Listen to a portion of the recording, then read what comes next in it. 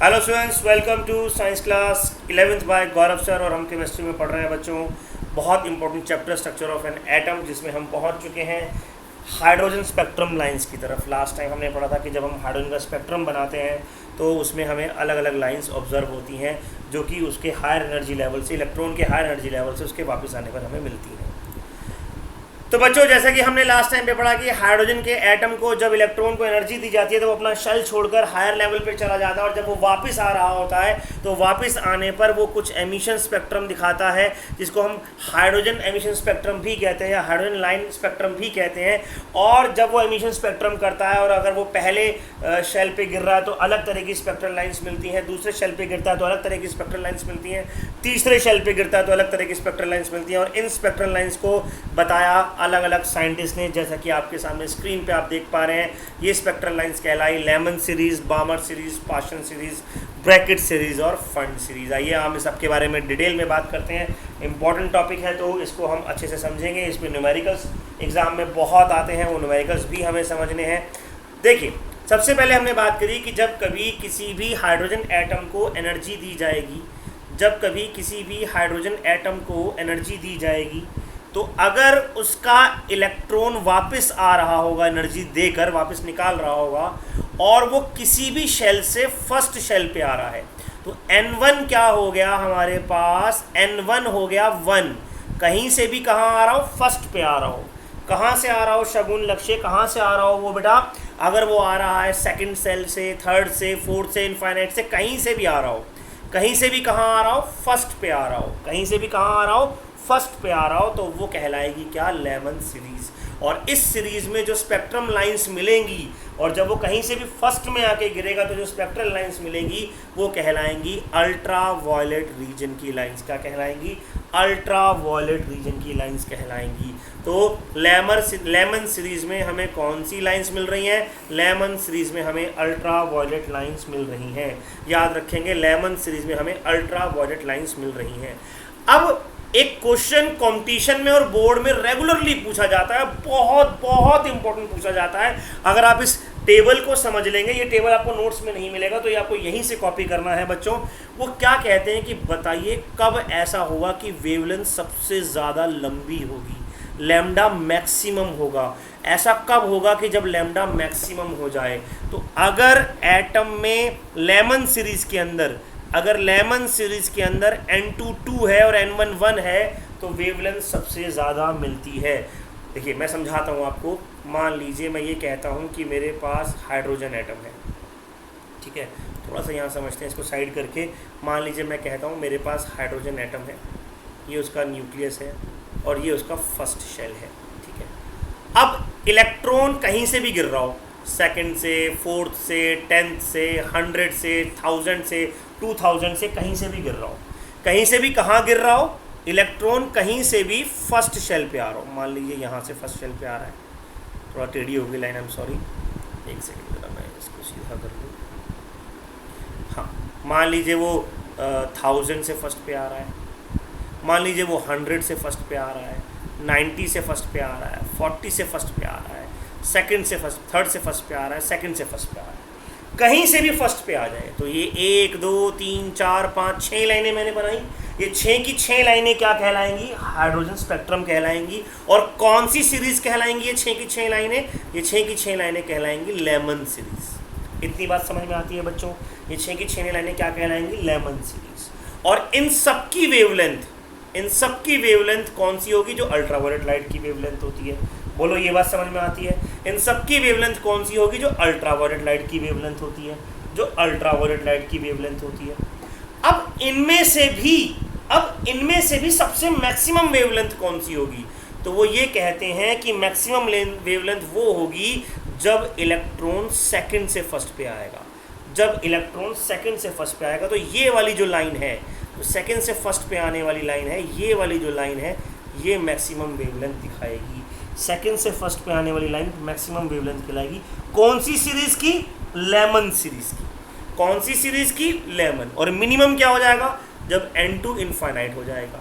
तो लैम्डा सबसे ज़्यादा होगा ये वाला, और लैम्डा सबसे कम होगा जब हम इनफाइनाइट की बात करेंगे। लैम्डा सबसे कम होगा कब? जब हम इनफाइनाइट की बात करेंगे। Is this concept clear to you? Somehow it is clear to you. Please reply me yes or no. Is this concept clear to everyone? Okay, good. तो ये कहलाई क्या? Lyman series. कौन सी सीरीज कहलाई बच्चों? लेमन सीरीज कहलाई. वापस आते हैं लेमन सीरीज के बाद बामर सीरीज में. बामर सीरीज क्या कहती है? बामर सीरीज कहती है बच्चों कि जब N12 होगा, यानी कि कहीं से भी गिरे, यानी कि इलेक्ट्रॉन कहीं से भी गिरे. अब देखिएगा, अब मैं दोबारा हाइड्रोजन एटम बना रहा हूँ. ये न्यूक्लियस हो गया, न्यूक्लियस के बाहर ये फर्स्ट शेल हो गया. देखिएगा ये फर्स्ट शेल है, न्यूक्लियस के बाहर ये सेकंड शेल है. अब सेकंड के बाद थर्ड हो, 100 हो, 200 हो, 300 हो, कुछ भी हो, सेकंड के बाद कहीं भी हो. तो अब कहीं से भी गिरे, पर कहाँ गिरे? सेकंड पे. कहीं से भी गिरे, कहाँ गिरे? सेकंड पे. कहीं से भी गिरे, कहाँ गिरे? सेकंड पे. कहीं से भी गिरे, कहाँ गिरे? सेकंड पे. कहीं से भी गिरे, सेकंड पे. कहीं से भी गिरे, सेकंड पे. तो जब हमारा इलेक्ट्रॉन हर बार सेकंड पे गिरेगा तो जो स्पेक्ट्रल लाइंस मिलेंगी, सेकंड पे गिरेगा तो जो, सर अगर सेकंड से फर्स्ट पे गिर रहा है तो लेमन ही हो गई, है ना? तो ये क्या कहलाएगी? ये कहलाएगी बामर सीरीज. क्या कहलाएगी? Balmer series. अब इनमें सबसे बड़ी वेवलेंथ कब होगी? अच्छा, N1 क्या हो गया इसके लिए? 2. इसके लिए N1 यानी कि कहाँ गिर रही है? 2 पर गिर रही है. N1 क्या हो गया? 2. वेयर N1 क्या होता है किसी भी सीरीज में? N1 क्या होता है किसी भी सीरीज में? N1 वो चीज़ होती है, वो लाइन होती है. सुन लो सर, अगर फर्स्ट से सेकंड पे, उसे गिरना नहीं कहते बेटा, उसे उठना कहते हैं. तो फिर तो वो एक्साइटेड स्टेट में चला गया ना. हम बात कर रहे हैं कब? जब नीचे आ रहा होगा. तो जब N1 बोलते हैं किसको? It is the lowest shell. It is the lower shell, जहाँ वो आ रहा है. और N2 कौन सा है? From where it is coming. From where it is coming down. From where it is coming down. From where it is coming down. तो down तो भैया हमेशा ऊपर से ही आएगा ना. तो 3 से गिरेगी तब होगा सबसे ज़्यादा लैम्डा. यस. तो अगर बामर सीरीज की बात करी जाए तो N1 होगा 2 और N2 होगा 3, तो लैम्डा मैक्सिमम होगा. N1 होगा 2 और N2 होगा 3, तो लैम्डा मैक्सिमम होगा. और मिनिमम कब होगा? जब N1 होगा 2 और N2 होगा इनफाइनाइट. N1 होगा 2 और N2 होगा इनफाइनाइट, तो फिर लैम्डा मिनिमम होगा. तो फिर लैम्डा. अच्छा सर एक बात बताइए, ये क्या है? ये क्या है 4/3R 1/R? ये तो हम कभी पढ़े ही नहीं है. यहाँ पर भी लिखा हुआ है ऐसा कुछ. ये क्या है? ये सब क्या है ना? एक क्वेश्चन डाउट आना चाहिए दिमाग में कि सर ये सब क्या चल रहा है. तो टेंशन ना लें ये सब के बारे में. हाँ, इनफाइनाइट से क्या मतलब? इनफाइनाइट से मतलब इनफाइनाइट होता है. और क्या मतलब होता है? अंतहीन. जो बहुत बहुत बहुत ऊपर से, यानी कि हमें नहीं पता कहाँ से आ रहा है, कतई ऊपर से आ रहा है, काउंटिंग लेस हो चुका है. अब तुम कहोगे सर हाइड्रोजन में इतने शेल्स होते हैं. यही मज़ा है इस गेम का. इस गेम का मज़ा यही है. स्ट्रॉन्जर ने भी यही कहा, मैक्स ने भी कहा कि भाई हमें नहीं पता, हम पता लगा ही नहीं सकते किस एटम में कितने शेल हैं. There can be infinite number of shell. Yes, infinite number of shell. It is the probability only. पर इनफाइनाइट होता नहीं है एक्चुअली. ठीक है ना? एक्चुअल में होता नहीं है, पर हो सकता है. मैथमेटिकल फॉर्मूला है भाई. तुम भी तो लिखते हो इनफाइनाइट, मैथ्स में इनफाइनाइट लिखते हो नहीं लिखते? पर इनफाइनाइट होता तो नहीं है. पर हमने क्या करा? एक मैथमेटिकल एक्सप्रेशन दिया बस.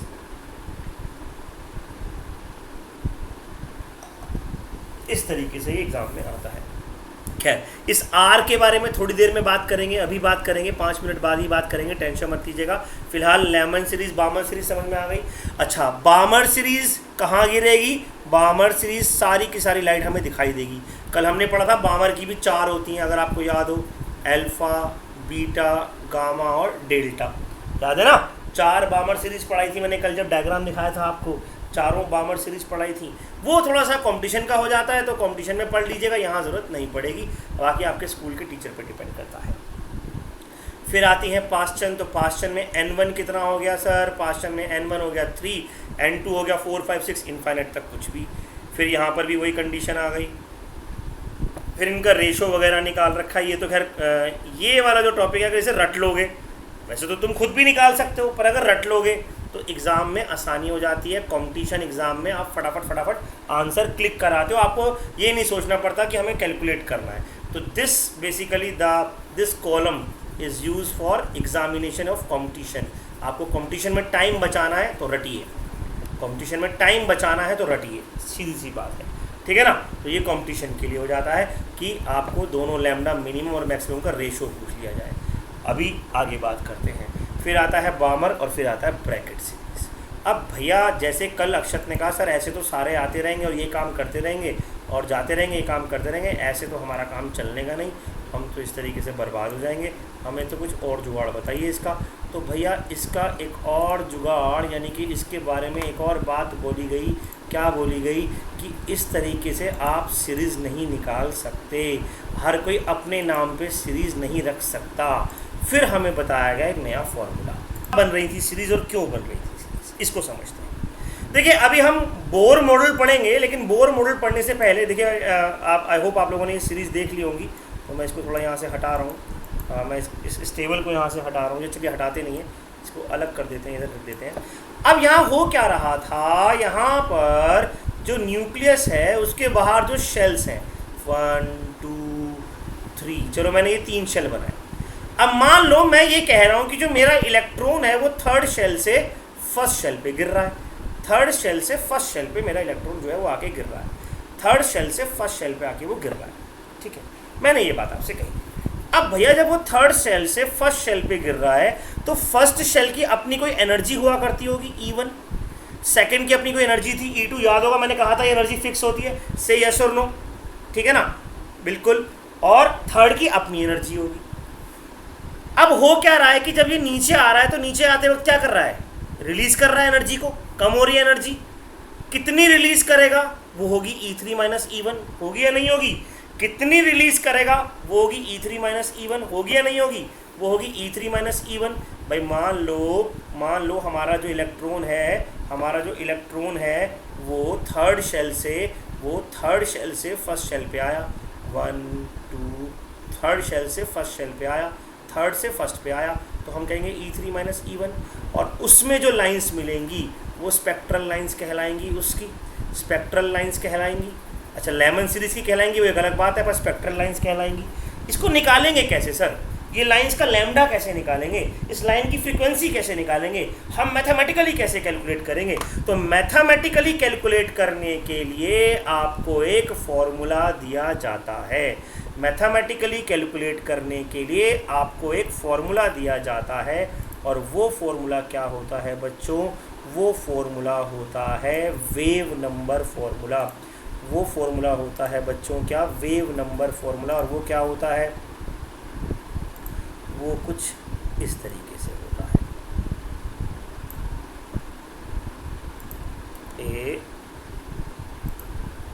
ये रहा,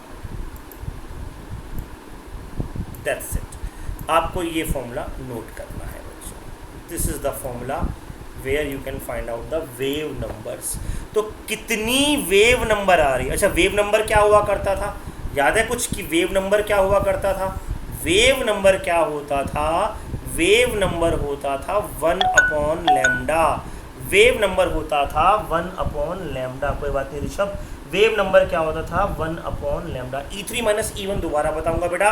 देखो मैंने क्या कहा, मैंने कहा मेरे पास न्यूक्लियस है, न्यूक्लियस के बाहर शेल्स हैं, 1 शेल 2 शेल 3 शेल, ठीक है बेटा। मैंने कहा मेरा इलेक्ट्रॉन थर्ड शेल पर है, उसकी एनर्जी थर्ड शेल की एनर्जी है। देखो जैसे मान लो एक लिफ्ट है, मैं ऐसे समझा देता हूँ। जैसे मान लो एक लिफ्ट है या एक बिल्डिंग है, ये बिल्डिंग का फर्स्ट फ्लोर है, ये बिल्डिंग का सेकंड फ्लोर है, ये बिल्डिंग का थर्ड फ्लोर है, ये बिल्डिंग का टॉप फ्लोर यानी कि फोर्थ फ्लोर है। अब मान लो बेटा तुम यहाँ खड़े हो, तुम यहाँ खड़े हो, तो तुम्हारी कोई पोटेंशियल एनर्जी होगी नहीं होगी। पोटेंशियल एनर्जी क्या होती है, ऊपर जाने पे जितनी एनर्जी बढ़ती है उसे पोटेंशियल एनर्जी कहते हैं। सही यस और नो, यस। अब मान लो मैं तुमसे कहता हूँ कि तुम्हारी यहाँ जो पोटेंशियल एनर्जी है वो E3 है और तुम्हारी जो फर्स्ट फ्लोर पे पोटेंशियल एनर्जी होती है वो E1 होती। अब तुम अगर E3 से E1 पे छलांग लगाते हो, तुम E3 से E1 पे छलांग लगाते हो तो क्या होगा, हड्डियाँ टूटेंगी, उसकी आवाज़ आएगी। समझ लो वो स्पेक्ट्रल लाइन से जो दिख रही हैं वो किस बात पर डिपेंड करेगी कि तुम्हारी कितनी एनर्जी कम हुई। तो E3 माइनस E1 हुआ नहीं हुआ। तो स्पेक्ट्रल लाइंस कैसे पता लगाई जाए, कैसे नीचे लाया जाए, कैसे समझाया जाए, तो उसके लिए एक साइंटिस्ट हुए रेडबर्ग, जिन्होंने ये फॉर्मूला दिया। उन्होंने क्या फॉर्मूला दिया, उन्होंने दिया न्यू बार। ये क्या है, nu bar. What is nu bar, nu bar is wave number. What is nu bar? Nu bar is wave number. Nu bar क्या है? Wave number. और वेव नंबर किसका उल्टा होता है? लैम्डा का, याद है ना, 1 अपॉन लैम्डा। तो हम कह सकते हैं न्यू बार की जगह क्या? 1 अपॉन लैम्डा। फॉर्मूला क्या है? अब ये सब क्या है सर? ये क्या है यार? ये तो बड़ा ही गड़बड़ हो जाएगा सर, ऐसा कुछ तो हमें पता ही नहीं है। कोई बात नहीं, मैं बताता हूँ। इसमें पाई आपको पता है क्या होता है? You know what is pi? Yes sir. You know what is Z? Z is atomic number. You know what is Z? Z is atomic number. कौन से एटम की बात कर रहे हो? फिर you know what is E? Charge of electron. फिर you know what is M? Mass of electron. And H is, what is H? H is Planck's constant. Hope, yes, Planck's constant. फिलहाल hope नहीं है अब ये Planck's constant बन चुका है। Hope तो प्लांक्स की थी, तुम्हारे लिए तो एक कांस्टेंट बन चुका है जिसकी वैल्यू है 6.626 इंटू 10⁻⁻⁻³ जूल सेकंड, है ना, वो हो गया। और सी क्या है? What is C? C is speed of electron, electromagnetic raise.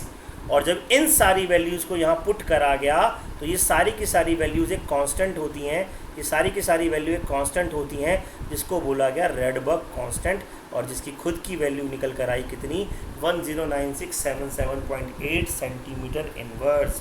109677.8 centimetre inverse. ये वैल्यूज़ पुट करके यहाँ पर आई। ठीक है जी। अब फॉर्मूला क्या बन गया हमारा? 1 upon lambda equals to R, जिसकी खुद की वैल्यू ये है, आर जिसकी खुद की वैल्यू ये है जो आपके सामने है, R 1 upon n1 square minus 1 upon n2 square. तो बस अब आपको कुछ नहीं करना, अपना नाम नहीं रखना। हाँ, ये निकालते कैसे हैं ये एक अपने आप में बहुत बड़ा पंगा है बेटा। यही तो दिक्कत है ना, इसीलिए तो इनका नाम आ रहा है, इसी तो किताबों में नाम छप रहा है, वरना निहारी का तुम्हारा नाम नहीं छप जाता। तभी तो रेडबर्ग है, तभी तो आइंस्टीन है ना। तो कोशिश करेंगे, तुम भी करेंगे, टेंशन नहीं है।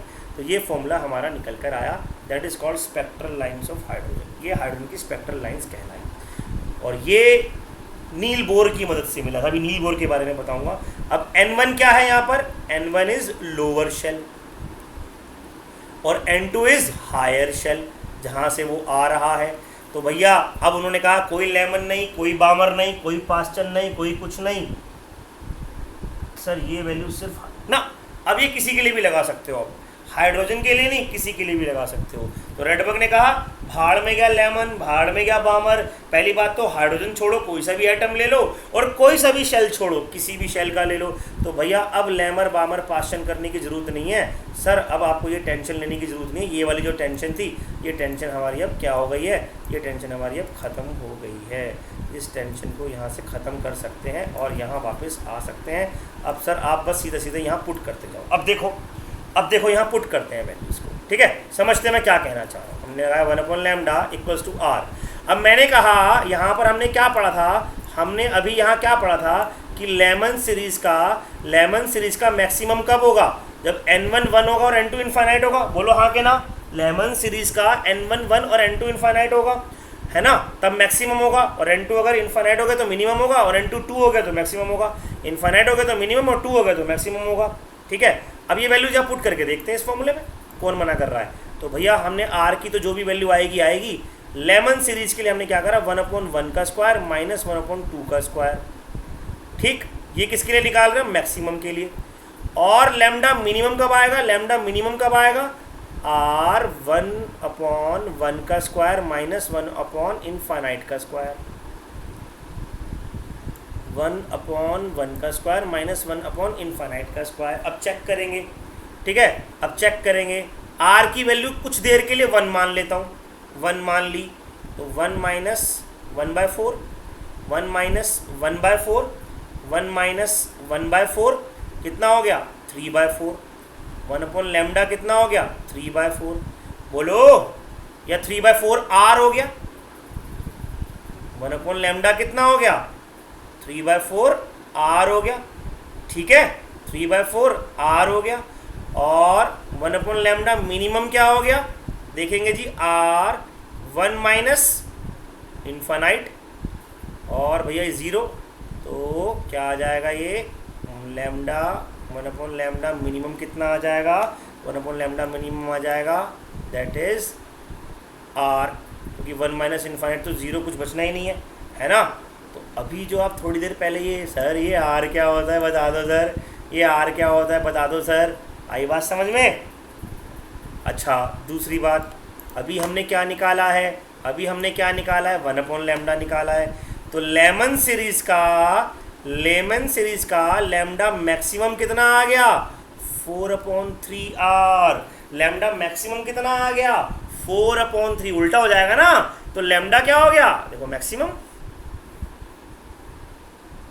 और ऐसे ही 1/λr था, तो लैम्डा मिनिमम कितना हो जाएगा, 1/r। लैम्डा मिनिमम कितना हो जाएगा, 1/r। और इस तरीके से ये दो वैल्यूज़ यहाँ आ जाती हैं। So your table, this table is ready for you. इस टेबल का स्क्रीनशॉट ले लो, this table is ready for you. या इसको क्या करना, दोबारा जब वीडियो देखोगे तो पॉज करके इस टेबल को कॉपी करना। मैं जानबूझ के तुम्हें ये नोट्स में नहीं दिया, क्योंकि मैं चाहता हूँ बच्चों कि तुम लोग इसे कॉपी करो ताकि तुमसे ये याद हो जाए, और बस फिर लैम्डा मिनिमम मैक्सिमम का रेशो निकल जाए। सर वो आप देखिए बेटा, आपको दूसरे फ़ोन से खींचना है, आपको डाउनलोड करना है, क्या करना है, बट वो आपको अवेलेबल यहीं पर। आपको ये वाला टॉपिक नोट्स में अवेलेबल नहीं, मतलब टॉपिक अवेलेबल है पर ये टेबल की फॉर्म में अवेलेबल नहीं होगा। 1 - 1 नहीं है बेटा यश, थोड़ा मैथ्स के टीचर से जाके बात करो कि सर हमारी मैथ्स गड़बड़ है। ये 1 - 1 नहीं है बेटा, 1 - 0 है ये, क्योंकि जब आप 1 को इनफाइनाइट से डिवाइड करते हो तो कुछ बचता नहीं है, नॉट डिफाइंड आ जाता है बेटा, है ना। तो ये क्या कहलाएगा, ये कहलाएगा भैया हमारे पास सीरीज ऑफ हाइड्रोजन लाइंस। तो भैया इस तरीके से क्या हुआ, लेमन बामर पास्टन ब्रैकेट फंड का जो एक मोनोपोली चल रही थी, उस मोनोपोली को उन्होंने कहा भाई ख़त्म करो, अब लड़ाई माफ़ करो, डैश डैश साफ़ करो, और क्या करो, और भैया रेडबर्ग फार्मूला यूज़ करो। क्या करो, रेडबर्ग फार्मूला यूज़ करो। और रेडबर्ग फार्मूला क्या है, रेडबर्ग फार्मूला है ये फार्मूला। अच्छा तुम्हें ये सब याद करने की ज़रूरत नहीं है, तुम्हें ये वाली वैल्यूज़ याद करने की ज़रूरत नहीं है, तुम केवल ये वाली वैल्यूज़ भी याद कर लोगे तो तुम्हारा काम चल जाएगा। ठीक है यश जी, तुम्हारा काम इसमें चल जाएगा। और 1.0 कैसे आया वो मैथ्स वाले सर तुम्हें बता ही देंगे।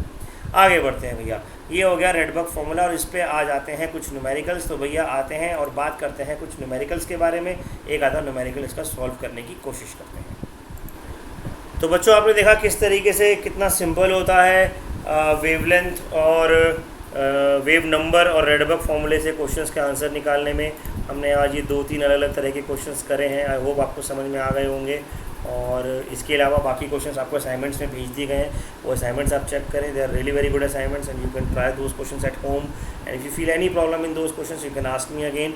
और कल हम पढ़ेंगे बच्चों इस लेक्चर का next topic, that is Bohr model of atom, जो कि बहुत इंपॉर्टेंट है, और फिर देखेंगे कैसे कैसे उसमें भी कुछ कमियाँ आई और उसके ड्रॉबैक्स आए।